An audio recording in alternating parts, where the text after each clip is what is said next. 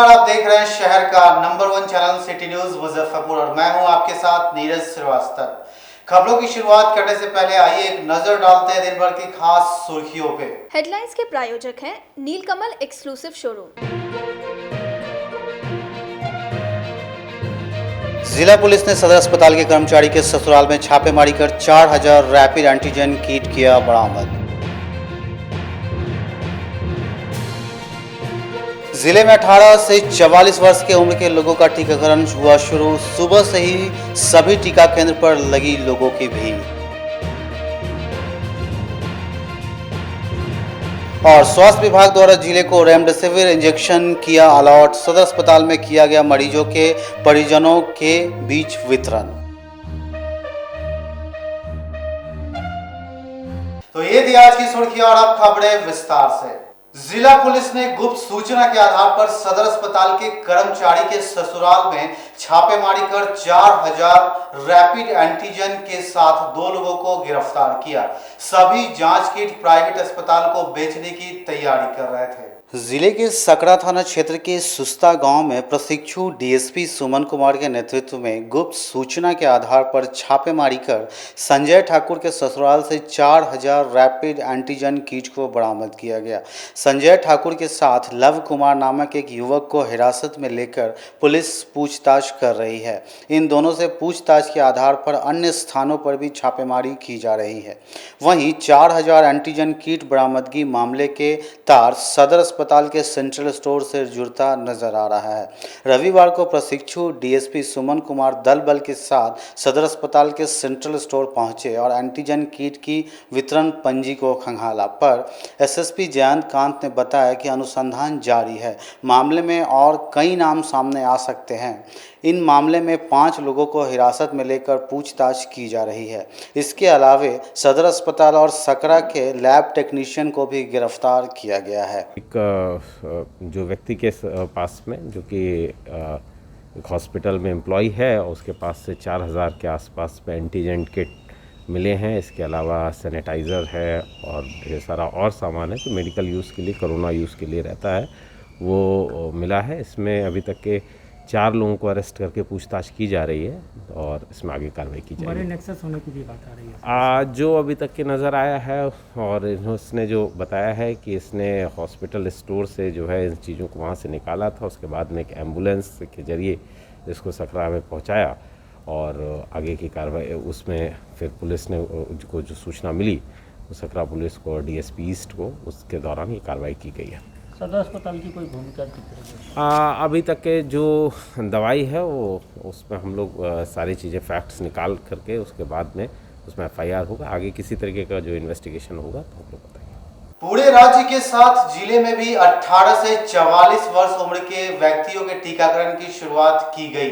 पहले दिन online registration करने वाले को टीका दिया गया। कोरोना वायरस की रफ्तार को कम करने के लिए तीसरे चरण में 18 वर्ष से 44 वर्ष वालों के लिए टीकाकरण अभियान की शुरुआत रविवार से हो गई है।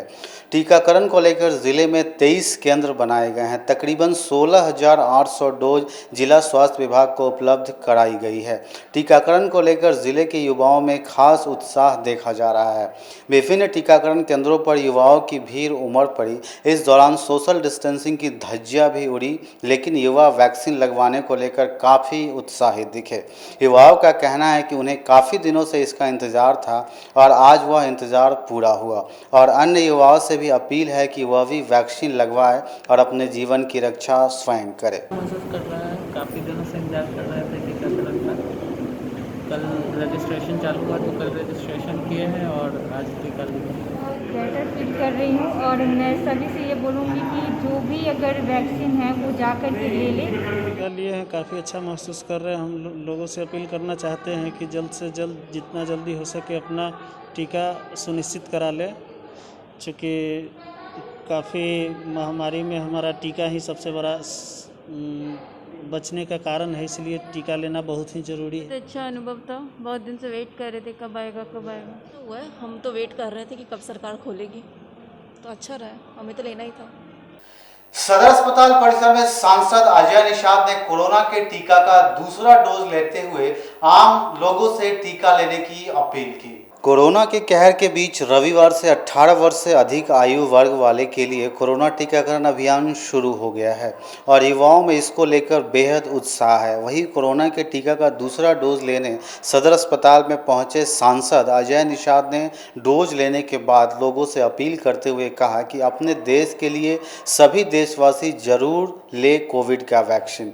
वहीं इशारे में भाजपा के सांसद अजय निषाद ने विपक्ष पर भी जमकर निशाना साधा और कहा कि सरकार कोविड वैक्सीन को लेकर लगातार अपील कर रहा था, लेकिन विपक्ष और इसका विरोध करने वालों की अब बोलती बंद है। कोरोना से बचाव जो है वो टीका ही विकल्प है, दूसरा कोई विकल्प नहीं है। जो लोग भी भ्रम फैला रहे थे अब अपने अपने बिल में छूट गए हैं और सभी लोग धीरे धीरे, खासकर जो युवा वर्ग है उसका मैं आभार प्रकट करूंगा कि जैसे ही रजिस्ट्रेशन शुरू हुआ करोड़ों के संख्या में युवा लोग जो है अग्रणी भूमिका में आके अपना रजिस्ट्रेशन कराएंगे और सरकार भी इसमें पूरी जी तोड़ कोशिश कर रही है कि जो लोग भी रजिस्ट्रेशन कराए हैं उनको हम यथाशीघ्र जो है टीका उपलब्ध कराएं। बंदरा प्रखंड के एक गांव के पोखर में एक बच्चे की डूबने से मौत हो गई।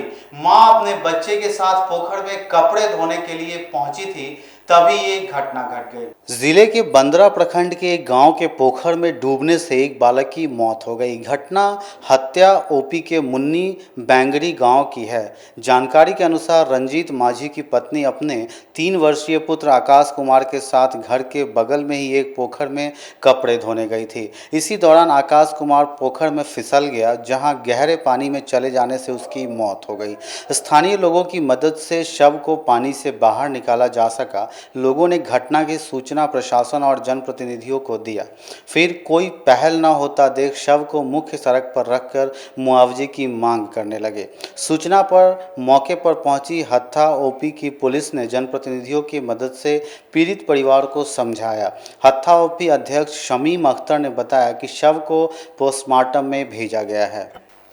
सिटी न्यूज़ में फिलहाल वक्त हो चला एक छोटे से ब्रेक का, तो फौरन हाजिर होते हैं, कहीं मत जाइए, बने रहिए सिटी न्यूज के साथ। अब आ गया है आपके अपने शहर में उत्तर बिहार का पहला नीलकमल एक्सक्लूसिव शोरूम। नीलकमल इंडिया की फेवरेट फर्नीचर ब्रांड है। इस कंपनी के सभी रेंज एक ही छत के नीचे आपको मिलेगी। होम फर्नीचर, ऑफिस फर्नीचर की सभी रेंज यहाँ पे उपलब्ध है। कंपनी का एक्सक्लूसिव शोरूम होने के कारण 40% तक की विशेष छूट यहाँ मिल रही है। इसके अलावा 0% इंटरेस्ट के साथ बैंक से फाइनेंसिंग की भी सुविधा उपलब्ध है।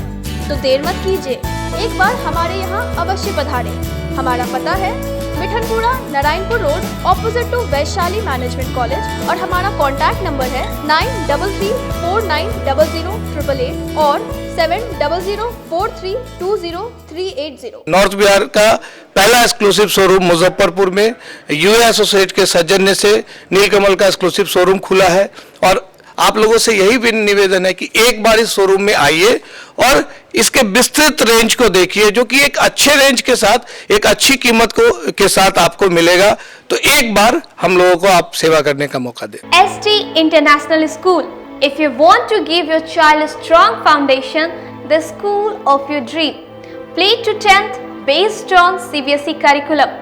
हमारे यहाँ अनुभवी एवं प्रशिक्षित शिक्षकों द्वारा बच्चों के देखभाल के साथ स्मार्ट क्लास द्वारा शिक्षण की सुविधा है।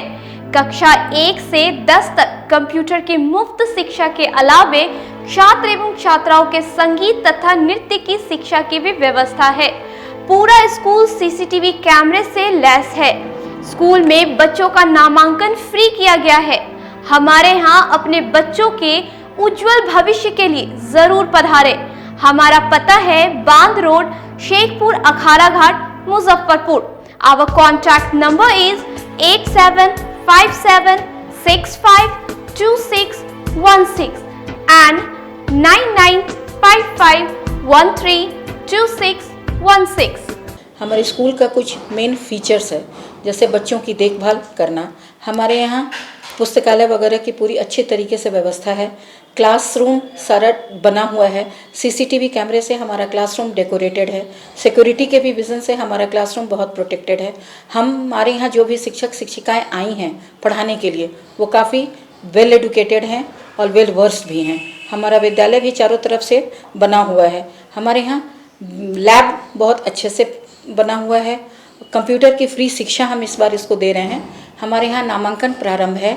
ब्रेक के बाद एक बार फिर से आपका स्वागत है। तो आइए बढ़ते हैं अगले खबरों की ओर। स्वास्थ्य विभाग द्वारा जिले को रेमडेसिविर इंजेक्शन अलॉट किया गया। सदर अस्पताल में संक्रमित मरीजों के परिजनों के बीच इंजेक्शन वितरण किया गया। जिले में लगातार बढ़ते कोरोना से संक्रमित मरीजों के इलाज के लिए रेमडेसिविर इंजेक्शन की मांग बढ़ती हुई को लेकर जिले में मचे हाहाकार के बीच स्वास्थ्य मुख्यालय से रेमडेसिविर इंजेक्शन अलॉट होने के बाद रविवार को सदर अस्पताल में वितरण शुरू किया गया है। इंजेक्शन आने के बाद इस पर स्वास्थ्य मुख्यालय का जबरदस्त पहरा है। मरीजों को किस प्राथमिकता के आधार पर इंजेक्शन दिया जाएगा, यह मुख्यालय से जारी गाइडलाइन के आधार पर तय किया जा रहा है। सिविल सर्जन ने इंजेक्शन के वितरण के लिए चिकित्सकों की एक टीम बनाई है, जो अस्पतालों की ओर से हुई डिमांड के अनुसार उस मरीज की जांच कर रही है।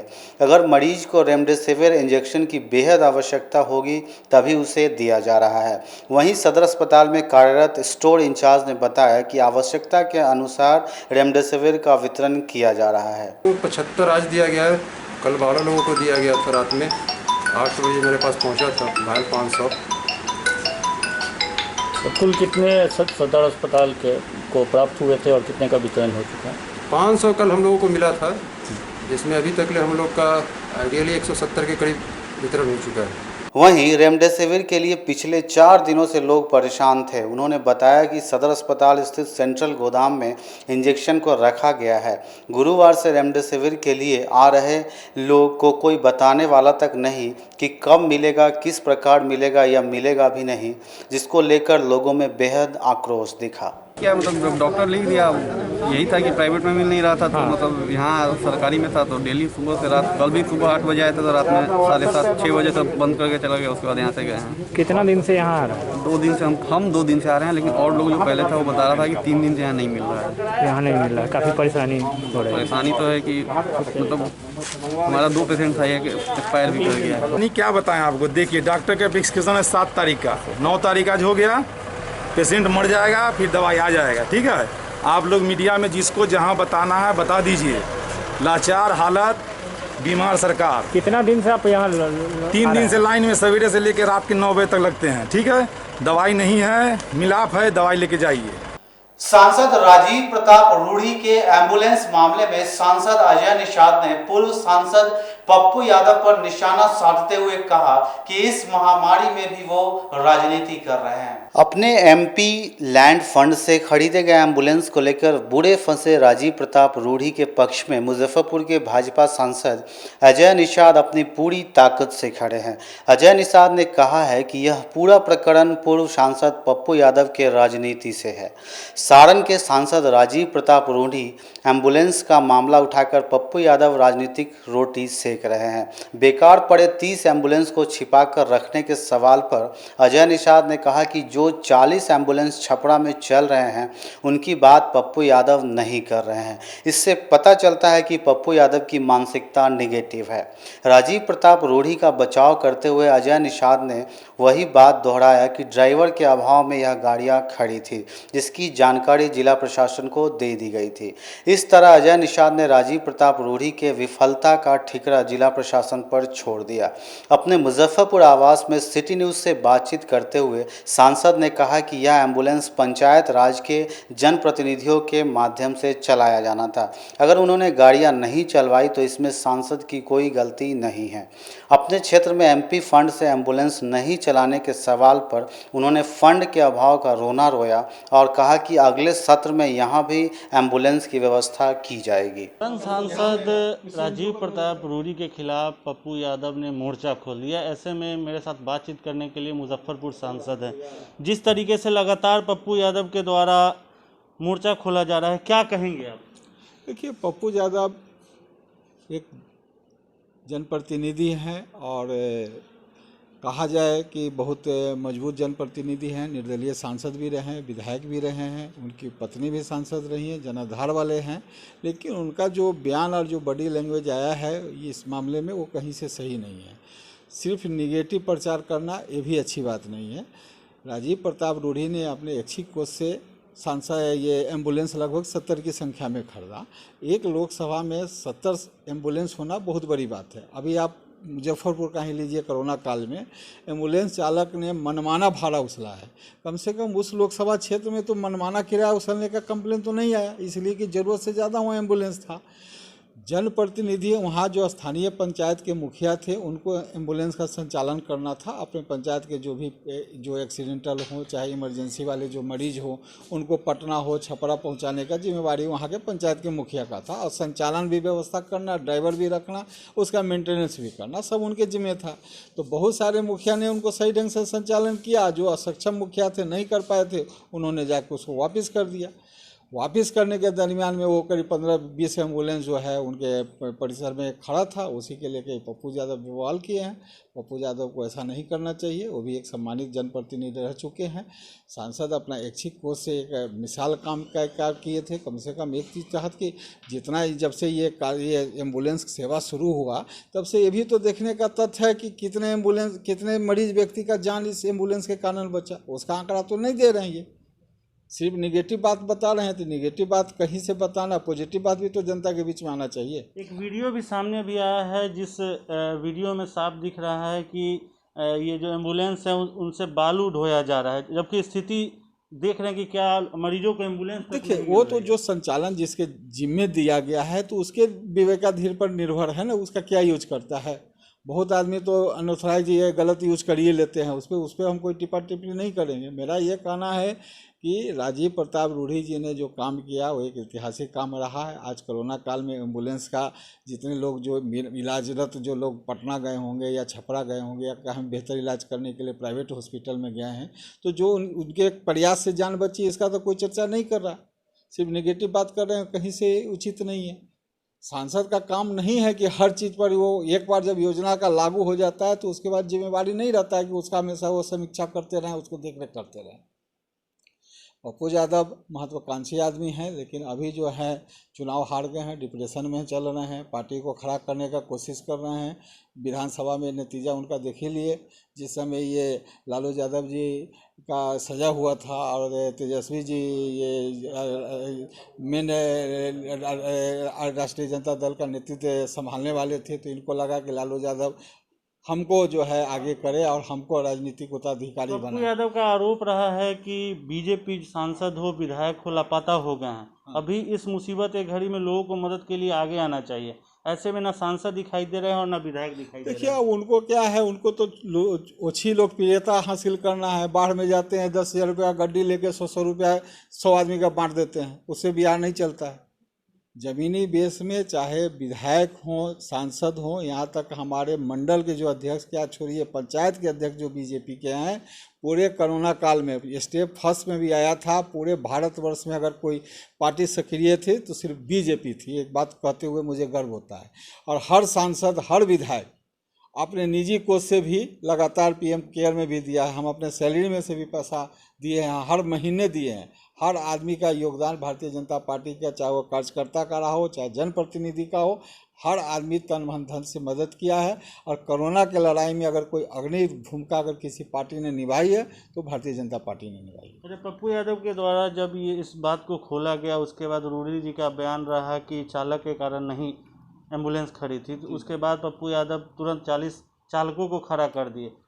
अरे पप्पू यादव को अभी कहे ना कि उनको बिहार का मुख्यमंत्री बनना है, तो चाहते हैं कि अपना जो पार्टी है उसको खड़ा करके बिहार के मुख्यमंत्री बन जाए। तो अभी 200-300 साल उनको लगेगा, अभी दूर दूर तक नहीं है। उनका जो काम है वो करें, हम लोग का जो काम है हम लोग करेंगे। अभी आपको ऐसा नहीं लग रहा है कि जो कोरोना जांच हो रहा है उसका दायरा कम कर दिया गया है? ऐसा विपक्षी का आरोप है। नहीं, दायरा तो क्या है, बढ़ा ही है। दूसरी बात है कि देखिए सरकार का जो भी कोरोना का गाइडलाइन है, जनता उसको सही ढंग से फॉलो नहीं कर रही है। इसके कारण मजबूरी में सरकार को फॉलो करवाना किसका काम है? सारा लोग का काम है। सरकार का जो दिशा निर्देश है उसको अगर आप फॉलो करेंगे तो आपको कहीं जाने की जरूरत नहीं, आप घर बैठे ठीक हो जाएंगे। कहीं ना कहीं आप लापरवाही कीजिएगा, सरकार का निर्देश नहीं मानिएगा, डॉक्टर का नहीं सुनिएगा, तो फिर आपका स्थिति बहुत खराब हो जाएगा। बात अगर मुजफ्फरपुर जंक्शन की करें, वहाँ पे कोरोना जांच हो रहा है RT-PCR और एंटीजन दोनों से। मुश्किल से 50 से 100 यात्री का जांच होता है। बाद बाकी प्रतिदिन जो बाहर से यात्री आ रहे हैं तकरीबन 10 से 15 हज़ार वो बिना जांच कराए हुए घर लौट जाए। देखिए, तो वहाँ तो है कि कहीं भी लोग आता है, इसमें तो प्रतिनिधि के साथ साथ गांव की भी भागीदारी निभाना पड़ेगा। आज ही अखबार में पढ़िए, बहुत सारे ऐसे पंचायत का विवरण है कि जो उसको को लोग घुसने नहीं देता है। जो भी लोग बाहर से आते हैं, सबसे पहले आप उसको आइसोलेट करते हैं लोग, उसके बाद उसका जांच कराते हैं। जांच में अगर वो निगेटिव आता है तब उसको गांव में इंटर करने पड़ते हैं। तो गांव के लोग को भी तो जागरूक करना है। सरकार के पास साधन नहीं है कि 1,35,35 करोड़ की आबादी के पीछे में, हर आदमी के पीछे में सरकारी तंत्र लग जाए। कहीं ना कहीं जनप्रतिनिधि के साथ साथ जनता की भी जिम्मेवारी है कि सरकार के दिशा निर्देश का पालन करे और सरकार को इस कोरोना के लड़ाई में मदद करे। जिले में कई ऐसे भी वेंटिलेटर है जो कि जर्जर स्थिति में पड़ा हुआ है, आपके द्वारा क्या पहल किया जा रहा है? ठीक है, देखिए, हम लोग तो लगातार प्रधान इनके स्वास्थ्य मंत्री के संज्ञान में लाए हैं। कल भी आप देखे होंगे कि डीएम साहब या जो सदर हॉस्पिटल है उसका वो लोग उद्घाटन भी किए हैं, और ये 40 बेड का हॉस्पिटल। तो लगातार जो है सरकार जो है एकदम चारों तरफ से तन मन धन से लगी हुई है। और ये जो कोरोना की लड़ाई है, आप देखेंगे कि 10 से 15 दिन में जो है मुजफ्फरपुर का जो है जो पीड़ित की संख्या वो 0 हो जाएगी। अच्छा, कुछ पब्लिक का कहना है कि प्रधानमंत्री के द्वारा रैली में या और भी नेता के द्वारा बंगाल में रैली जुटाई गई, लेकिन देश की एक तरफ कोरोना नहीं और दूसरी तरफ कोरोना है। देखिए, कोई भी चुनाव कराना चुनाव आयोग का काम है, ठीक है। वो एक स्वतंत्र संस्था है और जैसा आप जानते हैं उस पर सरकार का कोई दखल नहीं रहता। तो जो चुनाव आयोग का निर्णय हो गया कि चुनाव बंगाल में होगा और बंगाल के समेत में 5 स्टेट में होगा, तो जो चुनाव का जो प्रक्रिया है, जो चुनाव लड़ने का जो तरीका है, उसमें प्रचार हो, चाहे जनसभा हो, चाहे जो चीज़ हो, तो उसमें तो जो नियम के अनुसार तो सब लोग काम किए ही हैं। लास्ट में जब कोरोना में हुआ कि भाई इसमें मरीजों की संख्या बढ़ रही है, तो आपने ये भी देखा होगा कि प्रधानमंत्री जी का रैली भी रद्द हुआ है। उनके समेत में अमित शाह जी का भी, माननीय हमारे राष्ट्रीय अध्यक्ष जी नड्डा जी का, सभी लोग का समेत का रैलियाँ जो है रद्द हुई। तो कहीं ना कहीं हम लोग, चूँकि चुनाव तो लड़ना है, तो जो प्रक्रिया जो चुनाव का लड़ने का है वो तो निभाना ही पड़ेगा। बिल्कुल। तो साहब, ये थे मुजफ्फरपुर सांसद अजय निषाद, जो कि पप्पू यादव समेत कई मामलों में बोले कि पप्पू यादव को मुख्यमंत्री बनने का वो कर रहा है, इसलिए वो राजीव प्रताप रूढ़ी को घेर रहे हैं। लेकिन ऐसे में सवाल खड़ा होता है कि अभी कोरोना का समय है, सभी लोगों को कोरोना नियम का पालन करना चाहिए, सतर्क रहना चाहिए और अपने घर पे ही रहना चाहिए। मैं अपने सहयोगी विकास के साथ Sonu Sharma, city news, Muzaffarpur. Sadatpur NH 57 के किनारे फेंके गए कचरे के ढेर में आग लग गई। आसपास गांव में रहने वाले लोग इस धुएं से काफी परेशान हैं। कांटी के सादातपुर गांव स्थित दरभंगा 4 लेन के किनारे फेंके गए कचरे के ढेर से रविवार की सुबह अचानक आग की लपेटें उठने लगी। देखते ही देखते काफ़ी दूर तक फैले कचरे में आग लगने से धुआं के धुंध से NH पर कुछ भी दिखाई देना मुश्किल हो गया। धुआं पूरे सड़क पर इस प्रकार से फैला हुआ था कि आने जाने वाले राहगीरों के वाहन की रफ्तार धीमी हो जा रही थी। आपको बता दें कि नगर निगम द्वारा पिछले कई महीनों से यहाँ कचरे को डंप किया जा रहा था। इस कचरे में किसी ने आग लगाकर उसे मिटाने की नाकाम कोशिशें तो की, लेकिन उनको क्या पता था कि आग लगाने के बाद स्थिति क्या होगी। कचरे के ढेर से उठ रहा धुआं न जाने कितनी बीमारियों को आमंत्रित कर रहा था। एक तरफ कोरोना के संक्रमण के कारण लोग ऑक्सीजन के लिए तड़प रहे हैं, तो दूसरी तरफ इस जहरीले धुआं से लोग दहशत में थे। वहीं ग्रामीणों ने बताया कि आग कल से ही सुलग रहा था। आज सुबह काफ़ी तेज़ हवा के कारण आग की लपेटें तेज हो गई और देखते ही देखते बड़ी दूर तक आग फैल गई। साथ ही बताया कि कचरे के ढेर में अस्पताल का मेडिकल कचरा, कोविड टेस्ट की किट, ग्लव्स, PPE किट और अन्य सामग्री ऐसे ही फेंके गए थे। संक्रमण के दौर में ग्रामीण डरे सहमे हुए हैं। कल से ही अपने आप यहाँ आग लग गया और आग का लपेटा इतना ज़्यादा है कि हम सब परेशान हैं। NH 57 दरभंगा बाईपास सुधा डेयरी के जस्ट पीछे एक तो नगर निगम वाला कचरा का डंपिंग कर करके हम लोगों को जीना दुश्वार कर चुका है, और दूसरा में ये आग, और तीसरा मुसीबत ये है कि अभी कोरोना काल से हम लोग जूझ रहे हैं और ये PPE किट का सारा अंबार इसी जगह नगर निगम वाले कर रहे हैं। हम लोग को यहाँ पर जीना मुश्किल हो गया है। हम लोग का जो भी पेड़ पौधा है वो सब जल रहा है, सूख गया, और ये अभी बहुत विकट परिस्थिति में हम लोग जी रहे हैं। डेयरी के पीछे NH 57 के समीप नगर निगम वाले ने कचरा फेंकने के क्रम में यहाँ पे कल से ही आग लगी हुई है। यहाँ के ग्रामवासी लोग सब लोग बहुत मिल के आग को बुझाने का चेष्टा किए, लेकिन आग पे काबू नहीं पाया गया। आज सुबह 6 बजे के आसपास में जितनी ज़ोर से आंधी तूफान आए उतने ही लैंप मार के आग और फैल गया। आग को फैलने के कारण ग्रामवासी में तहलका मच गया। उन्होंने बहुत प्रयास किया इस आग को बुझाने के लिए, लेकिन आग पे काबू नहीं पाया। उसके बाद हम लोग अग्निशस्त्र वाले को खबर दिए। खबर देने के बाद आधा घंटा के बाद उन्होंने आए। लगभग 40% काबू पाया गया। अग्निशस्त्र वाले के द्वारा 40% काबू पाया गया है। उसके बाद अभी भी आग जल ही रही है, कोई ठिकाना नहीं है। और उसके बाद वहाँ आगे चल के अभी जो महामारी का जो दहशत फैला हुआ, उसका जो भी ट्रीटमेंट का दुरुपयोग वस्तु PP kit, vaccine vial, syringe, needle, glove, mask, cotton, gauze piece, अन्यथा जितने भी अन्य वस्तु होते हैं वो सब यहाँ पे फेंका जाता है। आग बुझाने पहुंचे सीआईएसएफ के असिस्टेंट कमांडेंट तीरथ सिंह ने बताया कि यह बड़ी लापरवाही है, क्योंकि इसमें पीवीसी प्लास्टिक है जिसके जलने से जहरीला धुआं निकल रहा है। यह गैस मानव के लिए घातक है। अनजाने में लोग ऐसा करके खुद को फंसा लेते हैं। ऐसा कचरा सड़क किनारे नहीं डाला जाना चाहिए। उन्होंने कहा कि जब तक आग नहीं बुझेगी तब तक उनका प्रयास जारी रहेगा। आज की खबरों में फिलहाल इतना ही। तो कल फिर मिलेंगे कुछ नई खबरों के साथ। तब तक के लिए इजाजत दीजिए हमारी न्यूज़ टीम को। नमस्कार।